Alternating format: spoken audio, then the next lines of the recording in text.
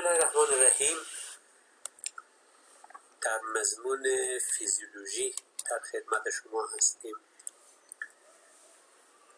برای محصلین سمستر ششم که به صورت ویدیو اسلاید خدمت شما عزیزان ارائه. در هفته 14 مضمون فیزیولوژی نباتی یا کرافیزیولوژی در خدمت شما عزیزان هستیم.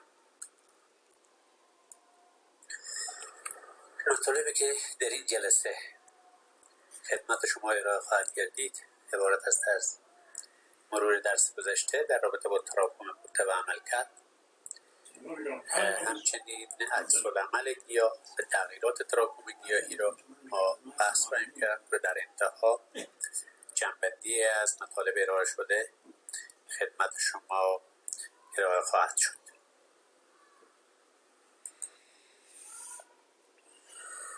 خب، اما تأثیر تراکم بوته و عملکرد. اثرات متقابل بین تراکم بوته و عملکرد در تراکم‌های بالا وجود داره، به طوری که میزان تراکم بر مقدار محصول یا عملکردی که تولید میشه بسیار مؤثر هست. با توجه به اینکه آیا هدف ما عملکرد اقتصادی دانه باشه و یا اینکه عملکرد بیولوژیک هدف باشه، یعنی کل گیاه یا نبات، اثرات تراکم ممکنه متفاوت باشه. بنابراین ما باید تراکم را تا حدی با توجه به شرایط اگر تولید دانه هست افزایش بدیم که عملکرد کل یا محصول کل ما کاهش پیدا نکنه، به دلیل اینکه عملکرد هر بوته در اثر افزایش تراکم و تعداد بوته ها میزان محصول هر بوته کاهش پیدا میکنه. دلیل از او هم وجود رقابت هست، رقابتی که ممکنه بر اثر کسب منابع تغذیه‌ای، رطوبت، مواد غذایی، نور و سایر فاکتورها باشه. پس باید تراکم در حدی تنظیم بشه و افزایش پیدا کنه که در مجموع میزان محصول کل کاهش پیدا نکنه، زیرا میزان محصول تک بوته ما در اثر تراکم در اثر رقابت کاهش پیدا میکنه. عملکرد در واحد سطح در اصل برابر است با عملکرد هر بوته ما در تراکم مورد نظر. چنان که در منحنی سمت چپ مشاهده میشه، با افزایش مقدار بذر کش شده یا همون تراکم ما میبینیم که مقدار عملکرد نسبی دانه افزایش پیدا میکنه. در حدی میرسیم که تقریبا مقدار عملکرد دانه اگر از اون بیشتر ما تراکم را اضافه کنیم ثابت باقی میمونه و حتی اگر ما تراکم را بیشتر کنیم و افزایش بدیم میزان عملکرد نسبی دانه یا محصول کاهش هم خواهد یافت. اما میزان عملکرد نسبی ماده خشک یا توتال درای متر یا عملکرد بیولوژیک میبینیم زمانی که ما به حد اکثر میزان محصول نسبی دانه میرسیم، میزان عملکرد ماده خشک یا عملکرد بیولوژیک ما به حد اکثر رسیده. بعد از او با افزایش تراکم میزان عملکرد بیولوژیک ما یا عملکرد نسبی ماده خشک ما ثابت باقی میمونه. هر اندازه تراکم را هم ما اضافه کنیم مقدار عملکرد بیولوژیک ثابت است، ولی عملکرد دانه ممکنه کاهش پیدا کنه. بنابراین باید توجه بشه که افزایش تراکم در حدی اضافه بشه اگر هدف برنامه اقتصادی هست، عملکرد اقتصادی دانه هست، باید تا حدی اضافه بشه که باعث کاهش کل محصول نشه.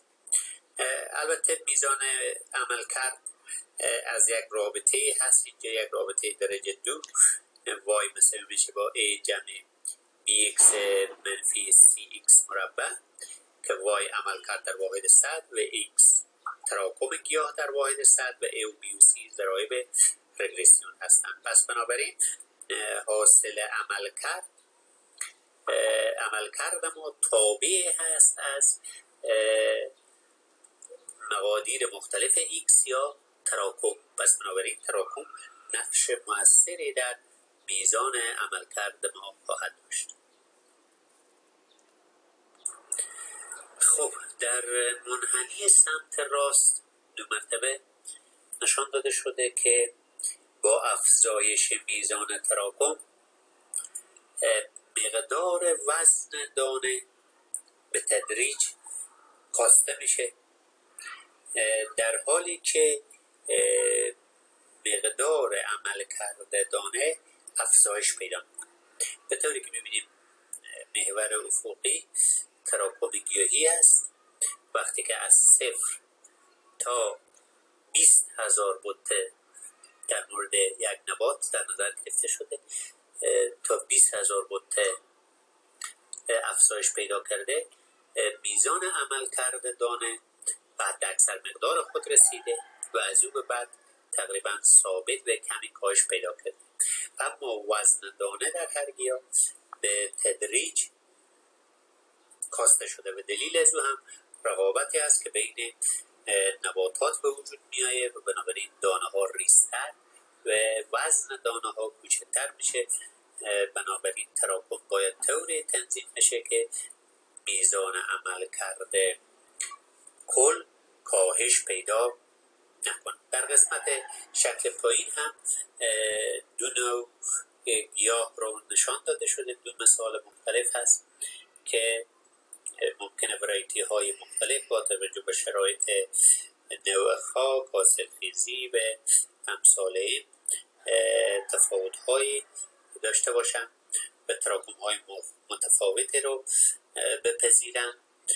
بنابراین گاه ممکنه در قسمت A عملکرد دانه را نشان داده که فرضاً با تراکم حدود 10,000 بته در ایکر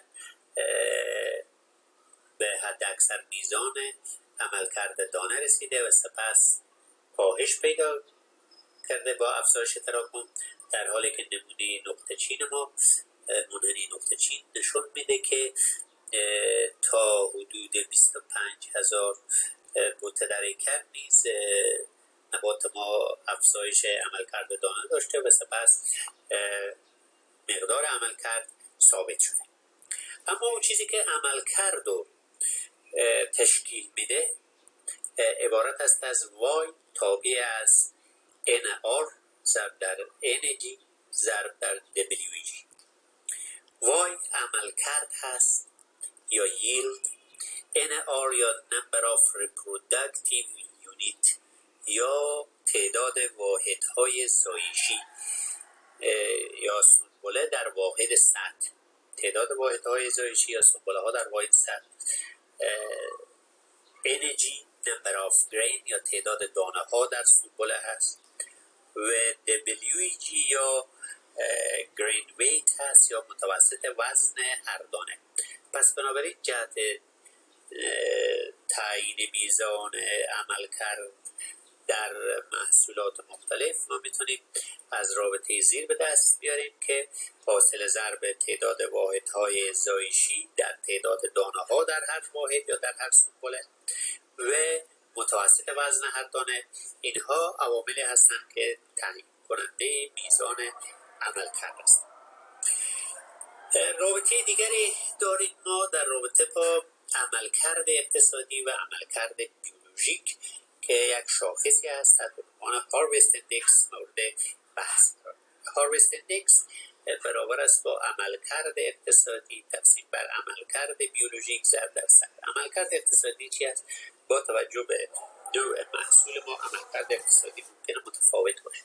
عملکرد اقتصادی در مورد نباتاتی که دانه از اونها هست عملکرد اقتصادی دانه هست. به طور مثال گندم عملکرد اقتصادی دانه هست. بنابراین عملکرد بیولوژیک چی است؟ عملکرد بیولوژیک کل محصولی که تولید میشه از کار، دانه، برگ، ساقه، کلیه اندامهایی که در اثر فتوسنتز در نبات ایجاد میشه و به وجود آمده. بنابراین هاروست ایندکس بیانگر فیصدی مؤثریت استفاده از چی است؟ استفاده از مواد فتوسنتزی در جهت به حساب او عمل کرده که ما داریم. به طور مثال میزان عملکرد اقتصادی در مورد گندم شاید حول و حوش حدود 35 تا 40% باشه، یعنی که از کل مواد فتوسنتزی که ساخته شده 40% از او اختصاص یافته به دانه و بنابراین راندمان استفاده از مواد فتوسنتزی یا 40% از عملکرد بیولوژیک را عملکرد اقتصادی تشکیل داده. اما در مورد نباتات علوفه‌ای عملکرد هاروست ایندکس چی است؟ هاروست ایندکس 100% است. ما فرضاً در مورد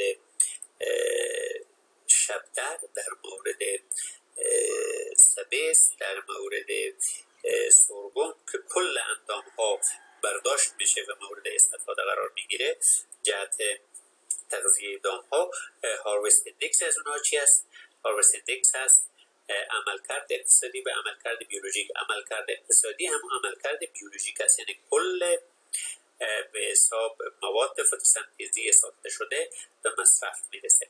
پس بنابراین با توجه به اینکه هدف ما دانه باشد و یا اینکه کل اندامهای سبز، هاروست ایندکس متفاوت هست و خود هاروست ایندکس در اصل درصد مواد اختصاص یافته از کل مواد بیولوژیک را هاروست ایندکس مینامد.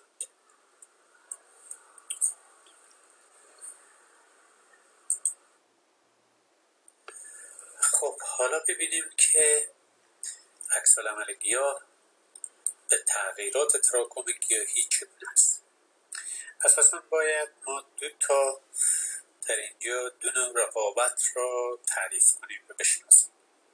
اول رقابت بین ردیف ها، یعنی دو قطاری که وجود داره در کنار هم قرار میگیرن، نباتاتی که در قطارها قرار میگیرن. یک رقابت بین ردیفی وجود داره تحت عنوان انتراپلانت کامپیتیشن که هرچه فاصله قطارها از هم بیشتر باشه این رقابت کاسته میشه در جذب مواد غذایی، آب به امثالی و سایر منابع مورد استفاده. اما یک رقابت دیگری وجود داره در درون ردیف ها، در بین دو تا نباتی که در هر ردیف قرار گرفته تحت عنوان انتراپلانت کامپیتیشن. خب حالا ببینیم که بر اساس این دو تا تعریف زمانی که فواصل زیاد هست، یعنی این که ما ردیف های ما از هم بسیار فاصله دارن، تراکم ما کمه، در مراحل اولیه رشد هیچ گونه رقابت وجود نداره، در نتیجه تولید گل زیادی تولید میشه.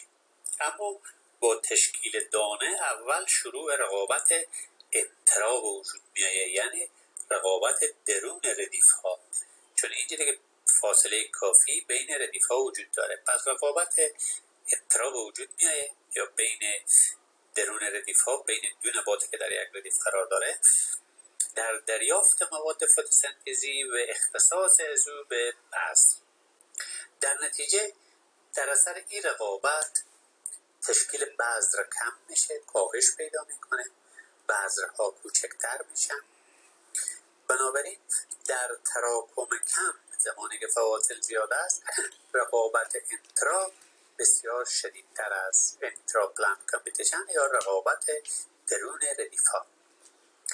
اما در تراکم های متوسط و تراکم بسیار کم بود، در تراکم متوسط ایجاد یک رقابت بین ردیفی یا اینترپلنت کامپیتیشن به وجود میاد. یعنی بین ردیف ها خواسته و ناخواسته یک رقابت به وجود میاد، چون ما فاصله ها رو نزدیکتر کردیم. خیلی فاصله ها دور نبود در زمان گلدهی و در نتیجه تعداد گل ها کاهش پیدا میکنه. در این حالت تعداد دانه در سنبله و در واحد سطح حد اکثر هست. پس بنابراین باید در تنظیم تراکم مناسب و متوسط توجه داشته باشیم که میزان حد اکثر تعداد دانه و محصول رو ما خواهیم داشت. اما در تراکم بیشتر، یعنی ما باز هم فاصله ردیف ها رو بسیار نزدیک کردیم. در نتیجه رقابت بین ردیف ها یا اینترپلنت کامپیتیشن، رقابت بین قطارها یا ردیف ها قبل از گلدهی بسیار شدید میشه. در نتیجه کاهش بیشتر تعداد دانه و عملکرد رو خواهیم داشت. پس بنابراین با توجه به تعریفی که گفته شد از رقابت هایی که در داخل ردیف ها وجود داره و در بین دو ردیف یا قطار وجود داره، عملکرد ما را تحت تاثیر قرار میده. در اینجا توزیع بوته و فواصل ردیف ها را در دو نبات سویا یا سایبین و جواری مورد بحث قرار میدیم. در تراکمی که مورد بحث ما هست، در مورد سویا 266,666 پلنت در هکتار در نظر گرفته شده تراکم سویا. چنان که مشاهده میشه ما میبینیم که فواصل بین ردیف ها از 25 سانتی متر تا 100 سانتی متر متفاوت انتخاب شد. اگر فاصله بین هر قطار ما 100 سانتی متر در نظر گرفته بشه، ضبط نمی‌کنه.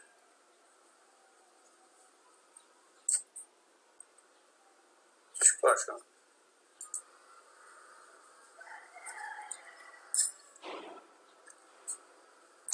اگر فاصله بین ردیف ها 100 سانتی متر در نظر گرفته بشه، فاصله بین هر بوته ما جهت رسیدن به تراکم مورد نظر 266,666 پلنت پر هکتار 3.75 سانتی متر خواهد بود. پس فاصله بین قطارها 100 سانتی متر، فاصله بوته ها در هر قطار 3.75. اگر ما بیاییم فاصله بین قطارها را ردیف ها را به 75 کاهش بدیم، فاصله بین بوته ها میشه 5. اگر بیاییم فاصله بین ردیف ها را به 50 برسونیم میشه به 7.5 فاصله بین بوته ها. و اگر بیاییم فاصله بین قطارها را به 25 سانتی متر برسونیم فاصله بین بوته ها میشه 15 سانتی متر. چنان که ملاحظه میشه در شکل میبینیم زمانی که 100 سانتی متر از فضای خالی بین پوشش گیاهی وجود داره، قسمتی که سیاه شده هست، زمانی است که نبات رفته به تولید برگ کرده و کانوپی تشکیل داده. فضا خالی سفید نشان داده شده، نور هدر میده، نور خورشید اگر فاصله ها زیاد باشه. هرچی فاصله رو کم میکنیم وقتی که میرسونیم به 75 قطارها رو نزدیکتر میکنیم، وقتی که میرسونیم به 50 قطارها رو نزدیکتر میکنیم. همزمان پوشش سطح زمین میبینیم بیشتر شده و زمانی که به 25 سانتی متر رسیده به فاصله بین بوتا 15 در او زمان همه زمین پوشیده شده و به حساب هیچ انرژی خورشیدی به زمین خالی برخورد نمیکنه و از همه انرژی تابشی خورشید توسط برگ ها استفاده میشه در جهت تولید محصول. اما اگر ما تراکم جواری رو در شکل بعدی سمت چپ نشان داده شده، تراکم جواری به ما 66,666 پلنت در هکتار در نظر بگیریم، اگر 100 ما فاصله رو 100 سانتی متر بگیریم، فاصله هر قطار رو فاصله بین دو نبات در هر قطار میشه 15 سانتی متر. اگر به 75 کاهش بدیم میشه فاصله بین دو نبات 20 سانتی متر و اگر تراکم و اگر فاصله بین قطارها رو به 50 برسانیم فاصله بین بوته ها در هر قطار میشه 30 سانتی متر و اگر به 25 برسانیم فاصله هر نبات نسبت به هم میشه 60 سانتی متر. اون چیزی که امروزه معمول هست برای سایبین فاصله های تقریبا حدود 50 سانتی متر را در نظر میگیرن برای کشت سایبین و برای جواری هم حدود 75 سانتی متر مناسب دانستن. اما باید این رو توجه داشته باشیم که هرچه فاصله بین قطارها کمتر بشه ما سریعتر میرسیم به اون LAI حد اکثر و به حساب LAI اپتیموم یا LAI که ما 95% تابش خورشید را جذب کردیم سریعتر پوشاندیم سطح زمینه و در نتیجه میزان CGR ما حد اکثر خواهد بود. اما از اینها که بگذاریم الگوی کاشت بهترین الگوی کاشتی هست که به صورت equidistance میگن، یعنی به صورت مربعی یا مساوی بودن، یعنی فاصله بین ردیف و بین نبات با هم برابر باشه، چنان که در شکل سمت چپ در قسمت پایین نقطه چین ها رو ببینیم به صورت مربعی equidistance به صورت مربعی نقطه چین گذاشته شده، مثل رقمی که برنجر میاین چی میکنن، برنجر نشاکاری میکنن. بهترین حالت مربعی هست. اما برای که سریعتر فاصله هر نبات تا نبات دیگر با یک مقدار مناسب و یک فاصله معین فرضاً 25 در 25 یک فاصله مناسبی هست برای هر نبات جهت رشد ریشه از او و همچنین اینکه مواجه نمیشه با رقابت منابع غذایی و آب و رطوبت و مواد غذایی. بنابراین اکیدیستنس بهترین حالت است، ولی مشکلاتی داره. امروزه با توجه به تولید محصولات به صورت مکانیزه به وارد شدن ماشینالات در داخل مزرعه یک چالش هست و به این حالت اکیدیستن ما نمیتونیم کار کنیم و وارد مزرعه شیم. پس بنابراین آمدن ردیف های فرضاً 75 سانتی متر که یک به حساب تایر تراکتور بتونه به راحتی داخل ردیف بشه بدونی که آسیب برسانه به نباتات. 75 سانتی متر را یک چیز استاندارد تنظیم کردن برای اینکه وارد ماشینالات وارد مزرعه بشه و بتونه کامل برداشت کاشت و مسائل حفاظت. در اینجا میرسیم به پایان این جلسه که امید است مطالب ارائه شده مورد استفاده همه شما قرار گرفته باشید. اگر سوالی باشه ما در خدمت هستیم و الا همه شما را به خداوند کریم میسپاریم. توجه به منابع مورد استفاده بسیار مهم هست، از جمله کتاب فیزیولوژی گیاهان زراعی که مطالب ارائه شده بر اساس این کتاب خدمت شما ارائه گرفته است. با تشکر.